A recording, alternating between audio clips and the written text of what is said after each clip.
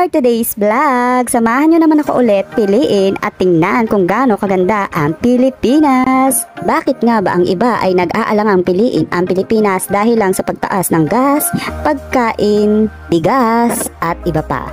Wow! Sa kabilang banda, bakit nga ba hindi pipiliin ang Pilipinas? Napakaganda naman talaga ng mga tanawin dito. Hindi lang isa, dalawa, sobrang daming magagandang tanawin na talagang dinadayo ng mga turista. Binabalik-balikan nga ang Pilipinas kasi sa sobrang dami talaga ng mga gandang tanawin ay talagang mabait din ang mga tao dito.